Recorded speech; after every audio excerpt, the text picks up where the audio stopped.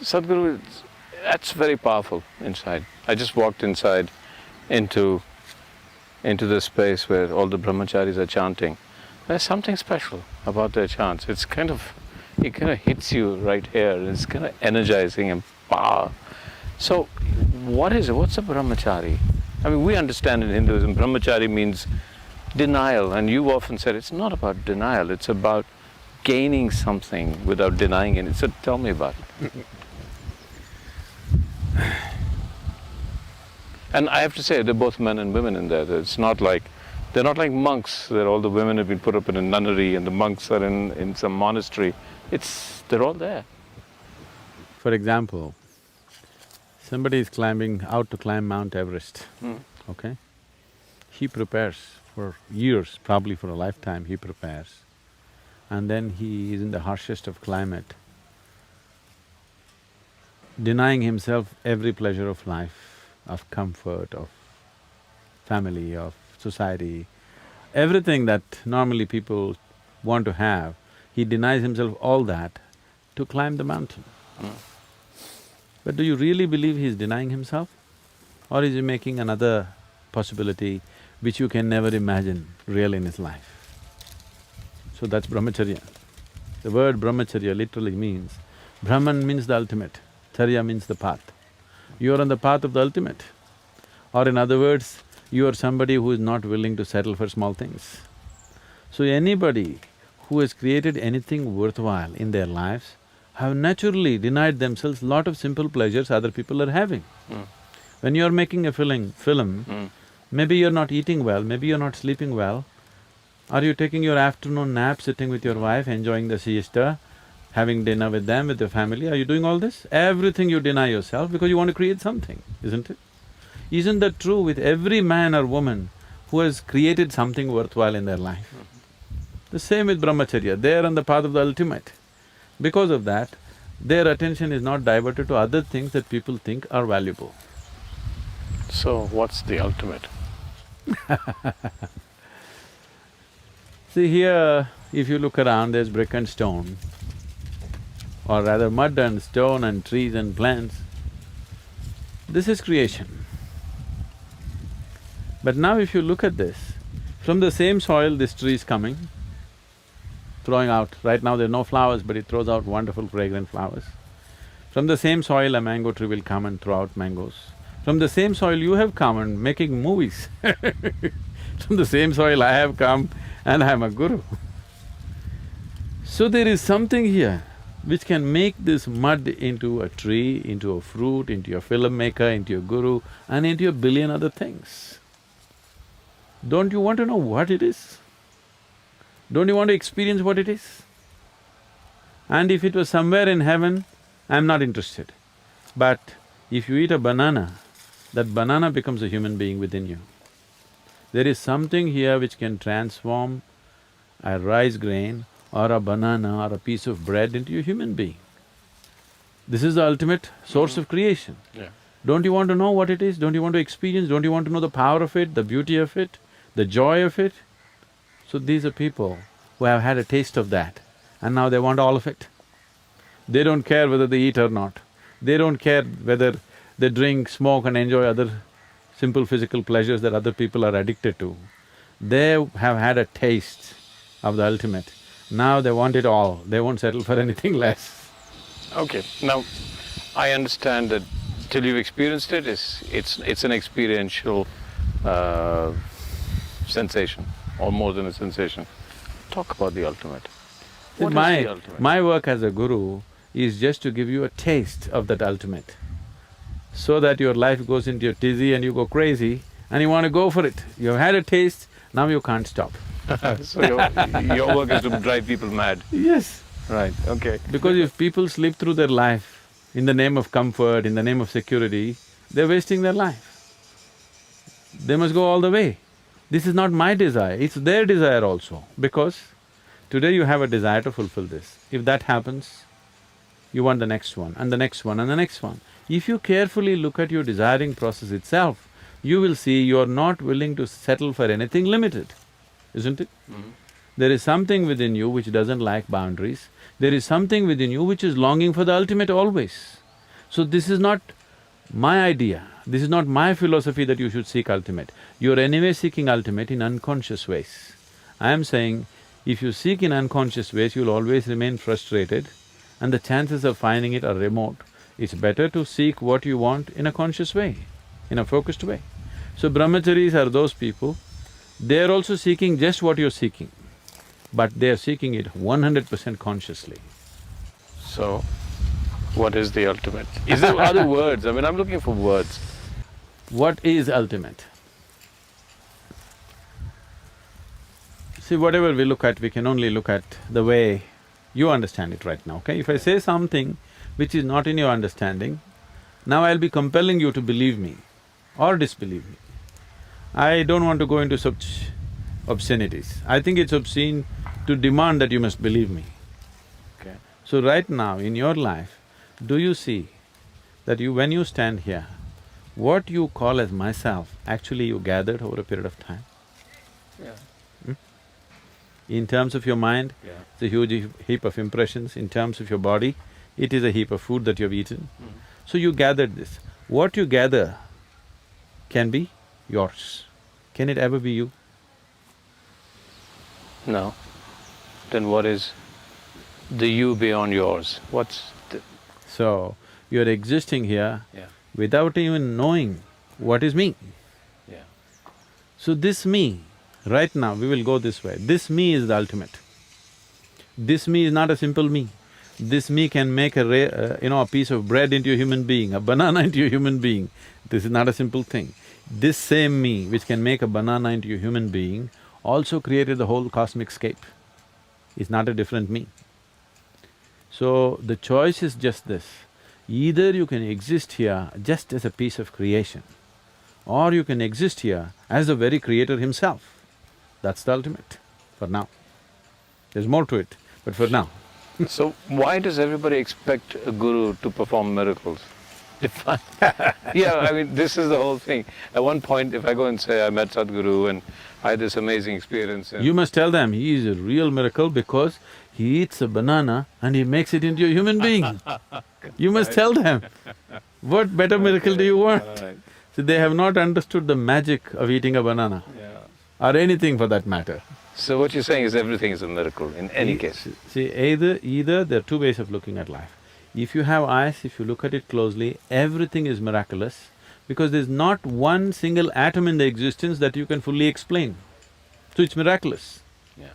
Another way is, everything is happening, the whole physical existence is happening between cause and effect. Everything can be explained if your perception is deeper. Either nothing is a miracle or everything is a miracle. In your mind, if one thing is a miracle and another thing is not, you are in ignorance. Yeah. So even miracles are intellectual ideas that are boxed, separated See, from… anything that you cannot understand is miraculous for you. Yeah. If you did not understand how electricity works, and if I just touched that wall and light came on, you would think either I am the messenger or the sun or himself, isn't it? Yeah. See, right now, I can take you there and show a great miracle for you. You will see mercury solidified. Mercury is to be liquid. Yeah. According to modern science, you can solidify mercury only at -32°C. I'll show you mercury, which is solid. You can measure it weight to volume. You will see it's pure mercury, because there's no other substance on the planet which can weigh as much as mercury, so you can't fake it. You cannot fake it. You will see just a 23-inch tall ellipsoid which weighs 682 kgs. Nothing else on the planet can weigh that much, unless I imported something from somewhere else, which I have not. This is just pure, plain mercury. But it's solid, in room temperature. Is that miracle enough? But it's not a miracle, I can explain the science of it. Now I know this is not what it's about, but for us mere mortals, it's very fascinating sometimes when I hear that in the brahmachari way of life, just the physical abilities, the energy levels that these people have, all the brahmacharis have, and what I've heard about, there's that mountain right there, and which would probably take me, what, 6–7 hours? No. 8 hours? You could do it in 3–3.5 hours. They'll do it in 35–40 minutes.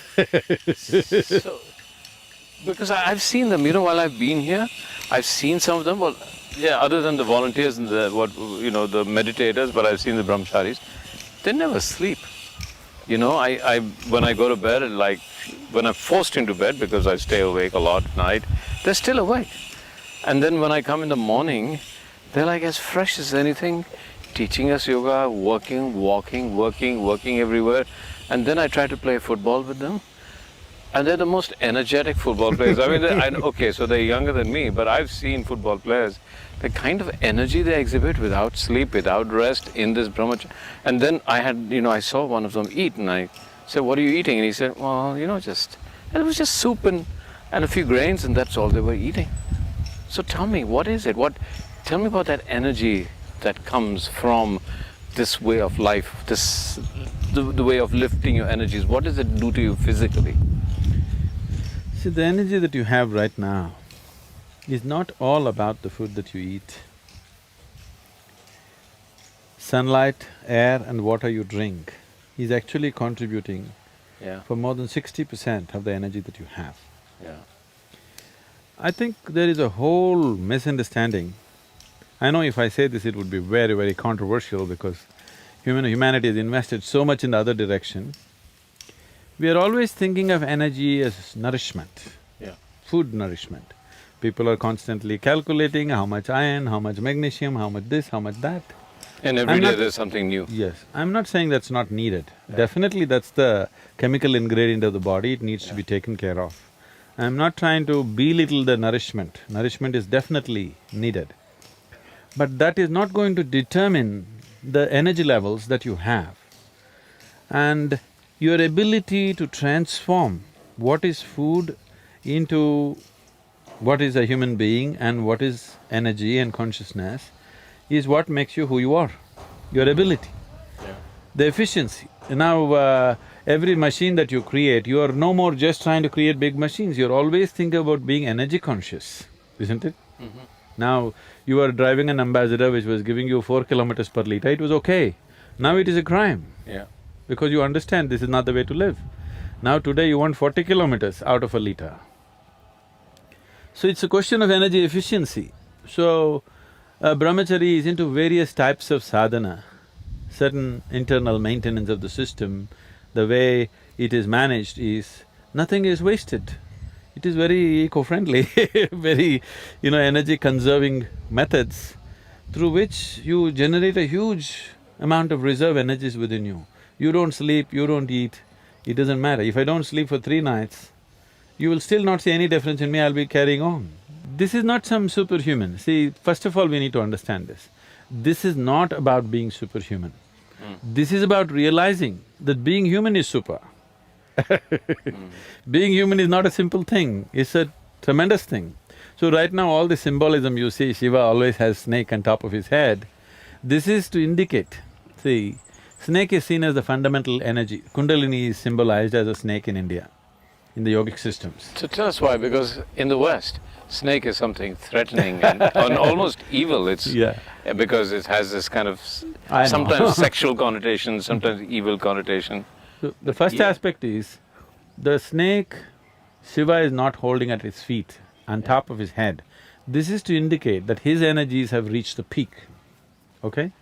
That is the essence of asceticism, that his energies have hit the peak. Energies have hit the peak means his perception has also hit the ultimate. That is why the snake on top of the head and the third eye are symbolic. You understand? Third eye means your perception has hit the highest level of perception. Everything that can be seen, you have seen in the existence. That is mainly because you are energized in the highest possible way. If your perception has to evolve and enhance itself, the most important thing is your energy has to evolve and enhance itself. So the whole sadhana that the brahmacharis are doing and all the yoga practitioners are doing is to evolve, refine their energies in such a way that their perception is enhanced and the third eye opens. Third eye opening does not mean you'll have a crack in your forehead. Okay. It just means that your perception has gone beyond the dualities of life. You're able to see life just the way it is, not the way it is necessary for your survival. You're able to see it just the way it is. So about the snake, see, Even according to the Christian, whatever, what do you call that theology, Adam and Eve, first man and first woman were there, that is the story. Even if you go by that story, they were a dumb couple. They didn't know what to do with each other. Yeah. All right? Okay. So the snake came and made them eat the fruit of knowledge. Yeah. Anybody who makes you eat the fruit of knowledge, is he evil or divine, tell me? Yeah, I would say that's divine. And by eating this fruit of knowledge, life got initiated on this planet. The whole life process became possible only because of the snake tempting Eve to eat the fruit of knowledge and share it with Adam. Only one who is out and out against the fundamental processes of life can and will say snake is agent of the devil. Yeah. One who initiates life has to be agent of the divine, isn't it? Yeah. So here we always saw the snake as the agent of the divine. There is no temple in India without a snake. Somewhere there will be a snake to indicate this is the agent of the divine. And above all, Shiva keeps it on top of his head, not at his feet, not somewhere. A crawly creature on top of his head because to indicate that this is what initiated the life process. Religion and spirituality, you keep saying it's two separate things. Religion is See, we do not know what's religion in this part of the world. We have no religion here. Because here, in India, for example, there are 36 million gods and goddesses, okay? Yeah. As if that's not enough, see, now I'm creating a new one. Yeah. Everybody's excited, Sadhguru is going to create a new goddess. He's going to give birth to a new goddess, everybody's excited. Any other part of the world, they would have killed me. Isn't it? New goddess That's the whole thing, because here we clearly understood God is our making. Yeah. Everywhere else they propagated, you are God's making. No, the way you think about God, the way you project God is essentially our making, isn't it? Yeah. Yes, there is a fundamental force, but all other aspects are our making, isn't it? Yeah. So, we made it in every possible way we like it. 36 million, I feel is not enough. I feel every human being should make his own God, the way he can relate to. The problem is, people want to organize this and run a huge setup of power. So, talking about one and rallying the whole world behind that one God has become an important thing. If all of us had our own gods made by us as we can relate to, you could never organize it. Yeah. So God becomes your fingerprint, each one different. Yes. Yeah. And above all, see, in this culture, we never held God as the highest. God is only a stepping stone, He's only a tool for you to reach your mukti or your ultimate liberation. Freedom is the highest goal, not God. Sadhguru, can we sit here for a while? Because you have more energy than I do. Okay. Okay. So Sadhguru, you said this many times, that the highest goal is freedom. Now, people understand freedom in different ways. The two words, the three words that you used, liberation. So liberation from what? Freedom. So everybody, as you yourself said, it's contextualization. Freedom from what? And when you say ultimate freedom, so does that mean that you get into freedom that has no context, so Yes. therefore it becomes ultimate?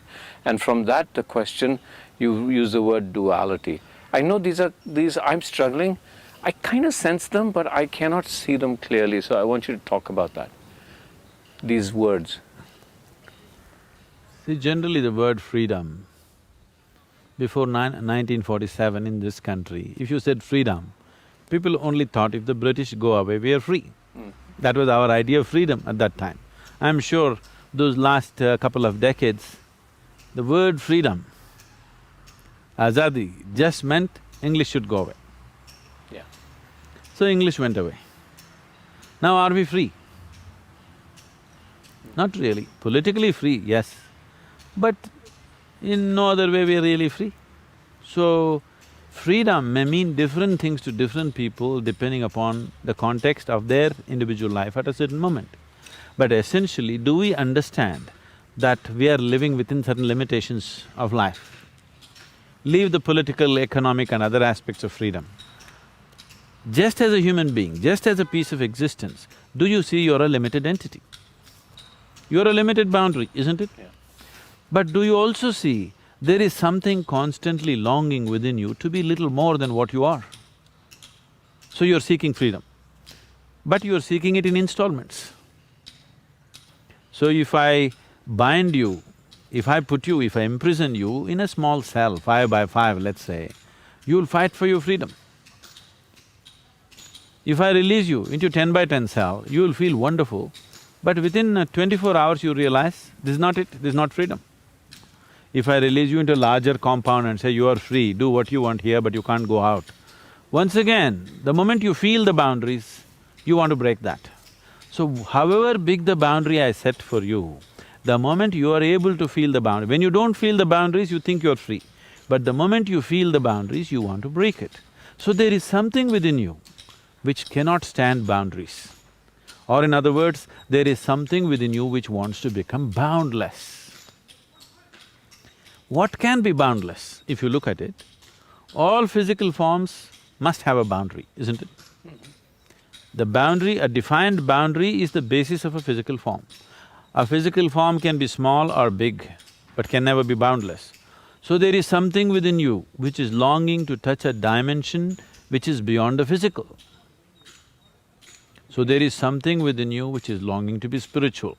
So spiritual does not mean looking up or looking down or praying or going to the temple. Spiritual essentially means you are in an experience which is beyond the limitations of the physical. That means you're in a boundless space. This longing is always there in every human being. Either you're approaching it in installments or you're going consciously for the ultimate. So why in my mind is the ultimate so blurred?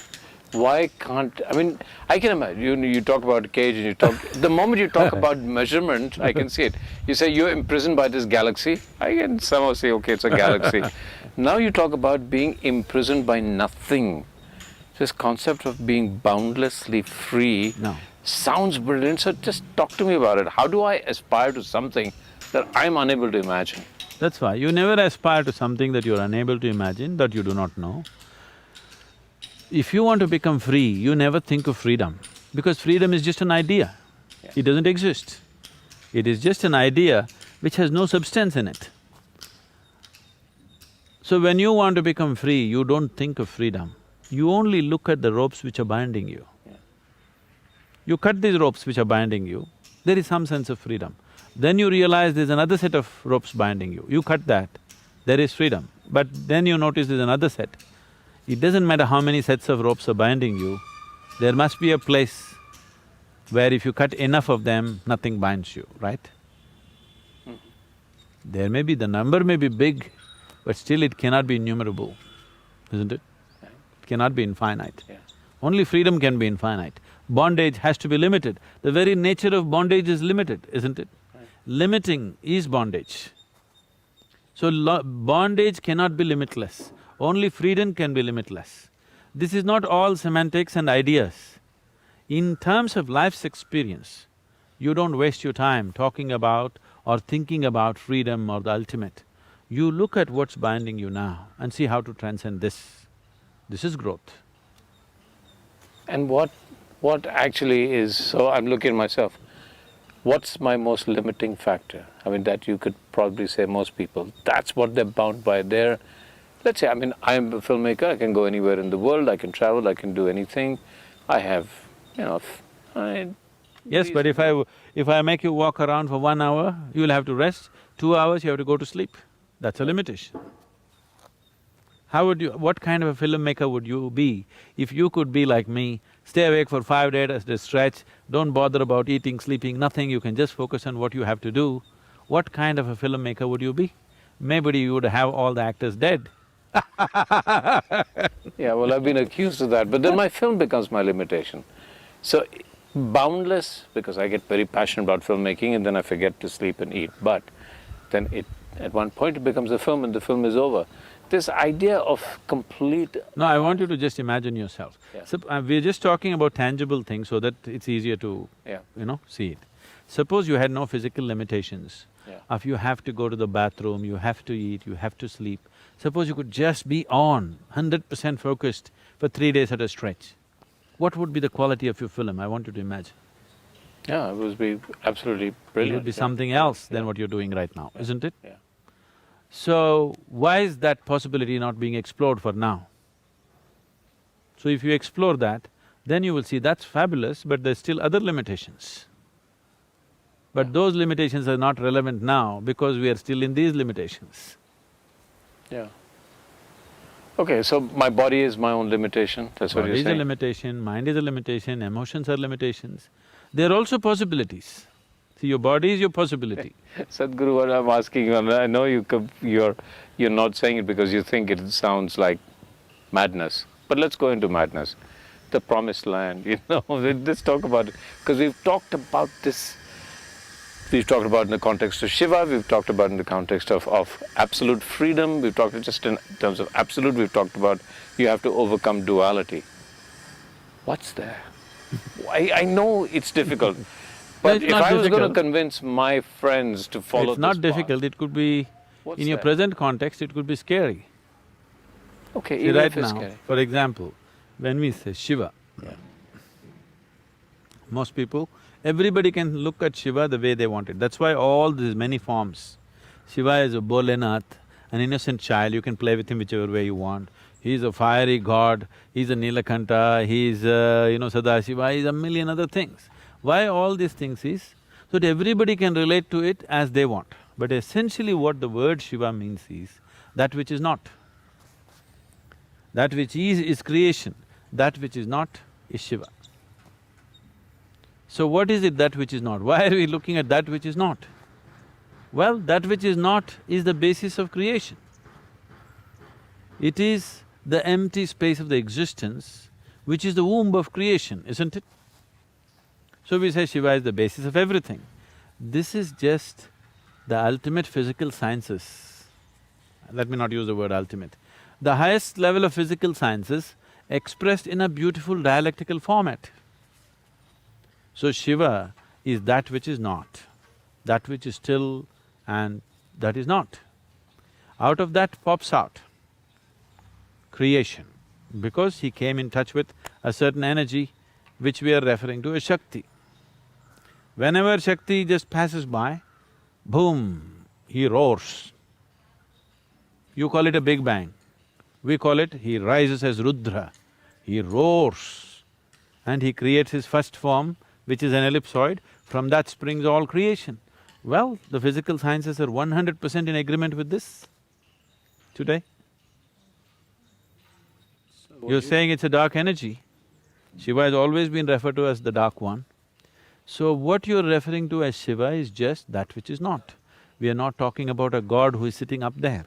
But why the form? The form is because the first yogi is also called Shiva because he realized Shiva. What is perceived and the one who perceives it, we don't see any difference between the two. So when we say Shiva, one moment we'll be talking about the first yogi, the Adi yogi whom we worship for all the knowledge he's given us.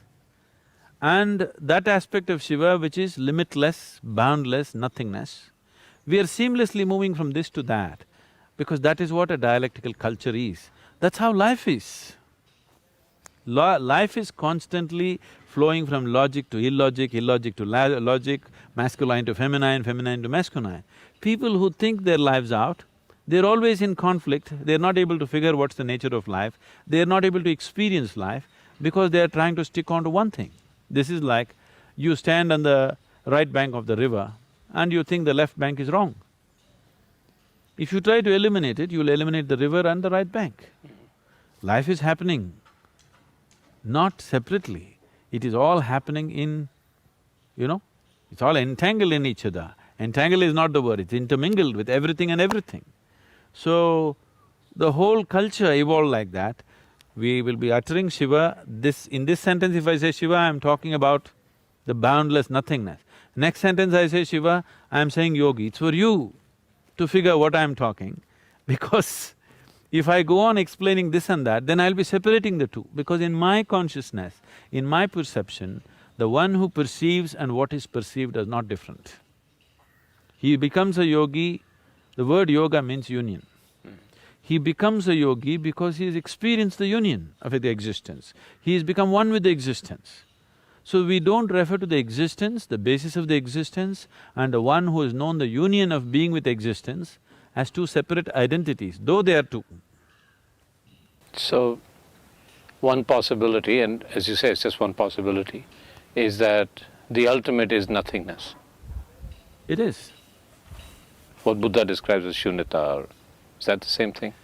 See, Gautama goes about using negative terminology because the moment you use positive terminology, people will fly off into imagination. Wild imagination will happen.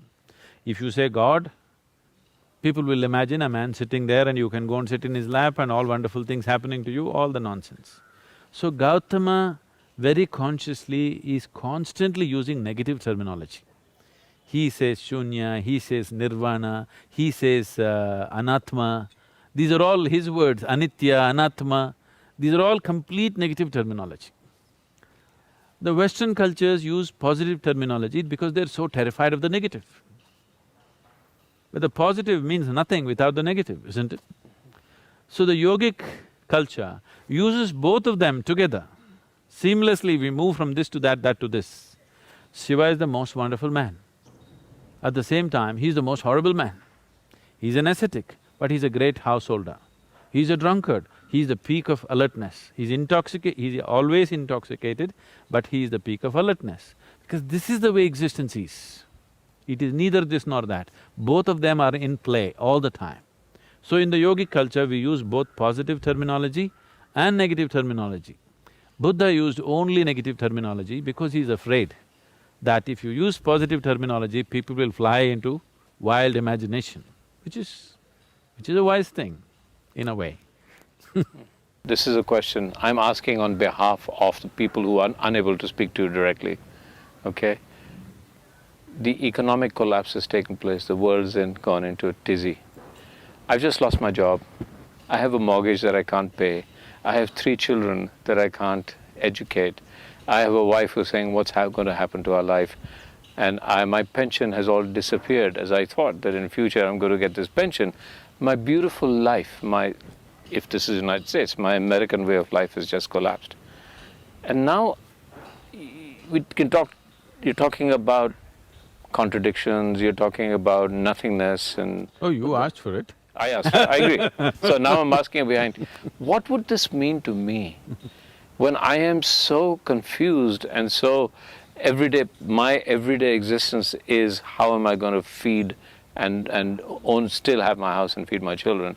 What would this do for me? Why would I go this way? See, one thing you have to acknowledge is, today, we as a generation of people, never before the survival process of a human being was as well organized as it is today. If you have the money, if you go to the superstore, you can buy everything that you need for next 1 year and not step out of your house. It's that organized. Never before was this possible. Every day you had to go out, get your food for that day, not knowing where the food is. It is too organized to a point that we are becoming lethargic, we are becoming unrealistic with the life processes. So the economic collapse, I think it's improper to call it a collapse. The economic reality. From the lie of a bubble, we have come down to reality. Okay. This is Chinese wisdom, okay? I'll tell you. So some Americans were complaining about the economic collapse and what's happening. So a Chinese man took him and took a chair, put it in front of a mirror. Said, do you see there are 2 chairs? Said, yes. Then he removed the mirror. What is left? Only 1 chair. So this is what you're complaining about. Always there was only 1 chair. If I put up 2 mirrors, these 1 chair will become 10 chairs. If I become 5 mirrors, they'll become 100 chairs. But that's not the point. The real thing is, there's only 1 chair. There's only 1 planet, there's only that much resource, there's only this much. Rest is all exaggerated nonsense, okay? I don't think we should wait for it to collapse. If we are wise, we must pull it down ourselves. I was being interviewed by one of the national channels just before the economic collapse. When India's share market was touching 21,000 something, on that day I was in Mumbai, they wanted to interview me. They said, "What do you think about this?" I said, "It's unwise to have share market running at 21,000. I also keep general, attention towards what's happening in the economic spheres. If you ask me, India's share market should be at 14,000. But we would like to make ourselves little bigger than who we are to attract foreign investment, this, that. So if it's running at 16,000, 16,500, sufficient exaggeration to impress the outsider. But if you run to 20, 21, it is not good. And this is like, you want to go to an interview today, you are only 5'8", you want to wear 2 inches heels and go. It's all right. You want to look little taller than who you are. Suppose you wear 3 feet heels and go, you're on stilts, very soon you're going to fall on your face. They didn't like it. Okay. Okay? And it collapsed. Within about 20 days after I spoke, it just dropped to 11,000 or 10,000 or whatever, 9,000 I think. Yeah. So you're walking on stilts, you're bound to fall. Little bit of exaggeration human beings want to do to impress each other, it's all right. 2 inches, 3 inches heels, all right. If you go for too much, it's not fair to yourself or to the people around you, isn't it? But the higher goals that you're talking about, let's just talk about that in the context of… The individual experience, Yeah. that human being Yeah, who has lost something, yeah. the human being who is caught in all the mechanics of I mean, you economy, could say, well, international solve economy. that. We can say to him or her that you can solve that before you even think of higher goals of spirituality. Or we are saying, spirituality, higher goals will actually help you. And he'll say, how? Yeah, let's look at that. See, right now what you're talking about is certain upheavals in your physical situation. One thing you need to understand is, do what you want. Even if you're a superhuman being, outside situations will never happen 100% the way you want them. Never ever. Even if there's just 2 people in the family, still it doesn't happen 100% the way you want it, isn't it? Correct. And not a single person in this whole planet has ever happened 100% the way you want them. Not your spouse, not your children, not your boss, nobody. So outside is always going to be like this. Some things happen your way, some things don't happen your way. But the inner reality of your experience is 100% you. There's only one ingredient, that's yourself. At least this must happen the way you want it, isn't it? Yeah. So if this was happening in a peaceful and blissful way within you, economic high or economic collapse wouldn't mean anything to you. You just have to adjust a few things around you, that's all. It doesn't change the quality of your life as such because you are anyway blissed out. Always you're blissful by your own nature. If there is money, you will drive, if there's no money, you will cycle, which is more healthy. I mean, you will do whatever the situation demands without any great struggle about it. Right now, because you have not fixed the interior, you are trying to fix your interiority by fixing the world around you, which is juggling. Even when things were going fine, I'm sure you were still stressed. When you have a job, you complain of stress. So shall I get you fired? Will you be happy? Will you walk on the beach joyfully? No. Now you'll be depressed because you're fired. So whichever way you suffer, this is not because of the situation, because you have not learned how to conduct this human mechanism. How to keep this being, that you have not paid attention to. Nothing happens your way in the world, that's not the problem. The problem is you yourself are not happening the way you want yourself to be. If you did happen the way you want yourself to be, for sure you would keep yourself blissful and wonderful, isn't it? Outside would be just a play. You conduct it to the extent you can conduct it. Never before another generation of people have known these kind of comforts and conveniences. You are living better than your father, your grandfather, anybody. Unless your grandfather was a Maharaja or something, definitely you're living better than your father and grandfather, but you're still complaining. because it's not happening the way you think it should happen. So, if it happens any better than the way it is happening right now, your economy, you will have no planet left. I'm glad economy has collapsed, because ecology will improve when economy collapses. Right.